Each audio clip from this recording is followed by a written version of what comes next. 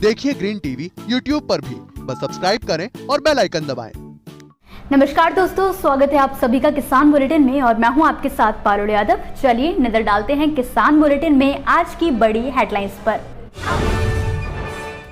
सिर्फ 50% किसानों को ही मिल रहा है कृषि कर्ज माफी का लाभ। एसबीआई ने जारी की नई रिपोर्ट। डबल हो गई किसानों की आय। आईसीआर के 94वें स्थापना दिवस पर बोले कृषि मंत्री।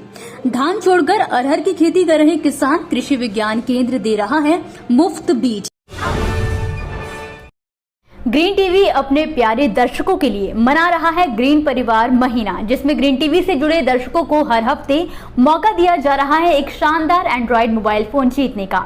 इसके लिए ग्रीन टीवी के वीडियोस को ज्यादा से ज्यादा शेयर और लाइक करने वाले किसानों और दर्शकों को सिर्फ अपने द्वारा शेयर और लाइक किए गए वीडियोस का स्क्रीनशॉट लेकर हमारे व्हाट्सएप नंबर पर भेजना है।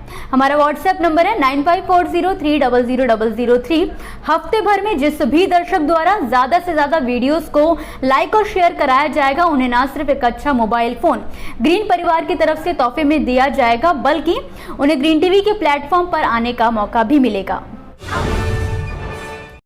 किसानों को कर्ज से मुक्ति दिलाने के लिए सरकार द्वारा कृषि कर्ज माफी योजना का सहारा लिया जाता है और समय समय पर राज्य सरकारों द्वारा अपने प्रदेश के किसानों का कृषि कर्ज माफ भी किया जाता है। लेकिन अभी हाल ही में भारतीय स्टेट बैंक द्वारा एक रिपोर्ट जारी की गई है, जिसमें इस बात का खुलासा हुआ है कि देश में केवल 50% किसान ही हैं जिन्हें कृषि कर्ज माफी योजना का लाभ मिल पाया है। भारतीय स्टेट बैंक के शोधकर्ताओं द्वारा किए गए एक अध्ययन के मुताबिक साल 2014 के बाद से जिन 9 राज्यों में कृषि ऋण माफी का ऐलान किया गया था, उन राज्यों में ऋण माफी की इच्छा रखने वालों में से केवल आधे लोगों को ही इसका लाभ मिल सका है। ताजा रिपोर्ट की माने तो इस योजना में सबसे खराब प्रदर्शन करने वाले राज्यों में झारखंड, उत्तर प्रदेश, मध्य प्रदेश, पंजाब, कर्नाटक और तेलंगाना का नाम शामिल है। अब बात आती है कि किस राज्य के कितने किसानों को योजना का लाभ मिल सका है, तो आपको बता दें कि मध्य प्रदेश में 12%, पंजाब में 24%, झारखंड में 13%, पंजाब में 24%, उत्तर प्रदेश में 52% और कर्नाटक में 38% किसान ही योजना का लाभ उठा सके हैं।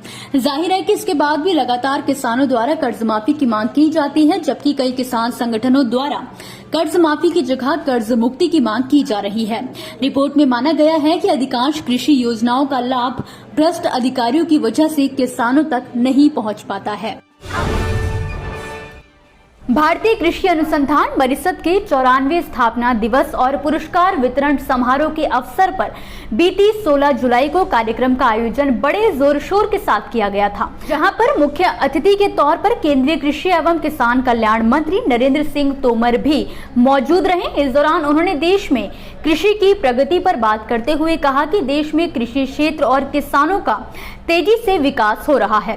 केंद्र व राज्य सरकारों, भारतीय कृषि अनुसंधान परिषद यानी कि आईसीएआर, कृषि विज्ञान केंद्रों समेत सभी के सामूहिक प्रयासों से असंख्य किसानों ने आय दोगुना या इससे ज्यादा करने में सफलता हासिल की है। इसके अलावा आजादी के अमृत महोत्सव के उपलक्ष्य में आय बढ़ाने वाले लाखों किसानों में से 75,000 किसानों का संकलन कर एक ई प्रकाशन तैयार किया गया है। साथ ही डबलिंग फार्मर्स इनकम पर राज्यवार संक्षिप्त प्रकाशन भी तैयार किया गया। आपको बता दें कि कृषि मंत्री तोमर सिंह ने इस अवसर पर इस ई बुक का विमोचन किया। साथ ही इस मौके पर कृषि मंत्री ने वैज्ञानिकों व किसानों को पुरस्कार भी वितरित किए। इसके अलावा कार्यक्रम में खास बात ये रही कि समारोह में तोमर ने कहा कि आज का दिन ऐतिहासिक है, क्योंकि आईसीएआर ने बीते साल ही तय किया था कि आजादी के अमृत महोत्सव में ऐसे 75,000 किसानों से चर्चा कर उनकी सफलता का दस्तावेजीकरण किया जाएगा, जिनकी आय दोगुनी या फिर इससे ज्यादा बड़ी है। सफल किसानों का ये संकलन पेश करते हुए तोमर ने कहा कि देश के इतिहास में ये मील का पत्थर साबित होगा। वैसे तो मॉनसून अब तक देश के सभी हिस्सों को कवर कर चुका है, लेकिन अभी भी ऐसे कई हिस्से हैं जहां पर मॉनसून सामान्य बारिश नहीं होने से सूखे के हालात पैदा हो गए हैं, तो वहीं कई जगहों पर सही समय पर बारिश न होना भी समस्या पैदा कर रहा है, जिसकी वजह से किसानों को खेती करने में काफी दिक्कतों का सामना करना पड़ रहा है। ऐसे में कई किसान ऐसे भी हैं जो कम पानी वाली फसलों की खेती कर लाभ कमाना चाहते हैं। इसी कड़ी में दलहनी फसल अरहर की खेती करने के इच्छुक किसानों के लिए ये खबर जरूरी साबित हो सकती है, क्योंकि बिहार के कोटवा कृषि विज्ञान केंद्र के द्वारा इच्छुक किसानों को निःशुल्क अरहर के बीजों का वितरण किया जा रहा है। कृषि विज्ञान केंद्र कोटवा के फसल सुरक्षा वैज्ञानिक डॉक्टर आरपी सिंह का कहना है कि केवीके कोटवा पर क्लस्टर प्रथम पंक्ति प्रदर्शन के अंतर्गत अरहर की अच्छी किस्म का बीज उपलब्ध है।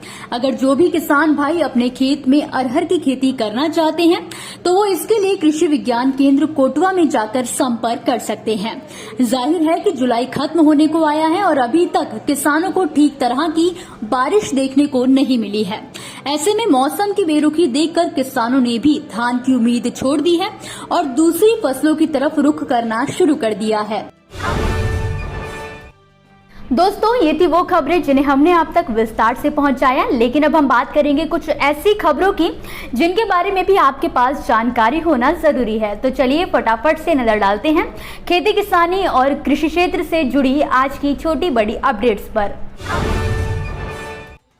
केंद्रीय कृषि मंत्रालय के आंकड़ों से पता चलता है कि 15 जुलाई तक धान की खेती का रकबा 17.38% घटकर 128.50 लाख हेक्टेयर रह गया है, जो कि पिछले साल 155.53 लाख हेक्टेयर था। हालांकि मंत्रालय ने कहा है कि खरीफ फसलों की रकबे में अभी तक की कमी चिंता का विषय बिल्कुल नहीं है और इस महीने मानसून की बारिश की प्रगति के साथ इस अंतर को भी खत्म किया जा सकेगा। आपको बता दें कि मानसून देश की वार्षिक वर्षा का लगभग 70% हिस्सा है और इससे शुद्ध बुआई के रकबों के 60% भाग की सिंचाई होती है। बीज और कीटनाशक दुकान खोलने के लिए लाइसेंस होना जरूरी होता है। इसके लिए विशेष पढ़ाई की जरूरत होती है। इस पढ़ाई के लिए diploma in agricultural extension services for input dealers course की शुरुआत की गई है। इसके तहत साल 2020 से 21 में पटना जिले के उपादान विक्रेताओं के लिए बामेती पटना में देसी कोर्स का आयोजन भी किया गया था, जिसके बाद प्रशिक्षण में सफल हुए 70 प्रशिक्षणार्थियों के बीच प्रमाण पत्र का वितरण हाल ही में किया गया है। प्रधानमंत्री फसल बीमा योजना के तहत छत्तीसगढ़ सरकार के अनुरोध पर केंद्र सरकार ने खरीफ सीजन 2022 के लिए किसानों को आवेदन जमा करने की आखिरी तारीख को बढ़ाने का ऐलान कर दिया है। आपको बता दें कि अब प्रदेश के किसान 31 जुलाई तक प्रधानमंत्री फसल बीमा योजना के तहत योजना का लाभ ले सकते हैं। आपको बता दें कि इससे पहले राज्य में PMFBY के तहत आवेदन जमा करने की अंतिम तारीख 15 जुलाई तय की गई थी। मछली पालन को प्रदेश में बढ़ावा देने और अधिक मुनाफे के साथ इसे एक उद्योग के तौर पर विकसित करने के लिए छत्तीसगढ़ सरकार ने नवीन मछली पालन नीति को कैबिनेट में मंजूरी दे दी है।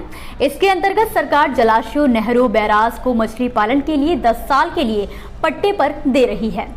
इसके अलावा पट्टे से प्राप्त राशि में से 25% राशि मछली पकड़ने वाले मछुआरों को बोनस के तौर पर दी जाएगी। अप्रैल से लेकर अब तक अंतर्राष्ट्रीय बाजारों में पाम तेल के दाम करीब 50% तक गिर चुके हैं। मलेशिया और इंडोनेशिया दोनों अपना निर्यात बढ़ाने के लिए होड़ में लगे हुए हैं। इसी रेस में अब रूस ने भी अपनी ताकत झोंक दी है। इंडोनेशिया ने कुछ दिनों के लिए निर्यात लेवी हटा दी है, तो वहीं रूस से एक्सपोर्ट कोटा बढ़ा दिया है, जिसे देखते हुए अखिल भारतीय खाद्य तेल व्यापारी महासंघ के राष्ट्रीय अध्यक्ष शंकर ठक्कर ने दावा किया है कि दोनों देशों के इस फैसले से घरेलू बाजार में तेलों के दाम में और कमी आने वाली है। इसी के साथ आज के किसान बुलेटिन की बड़ी खबरों में फिलहाल के लिए बस इतना ही। आप मुझे दीजिए इजाजत और देखते रहिए ग्रीन टीवी। नमस्कार। देखिए ग्रीन टीवी YouTube पर भी, बस सब्सक्राइब करें और बेल आइकन दबाएं।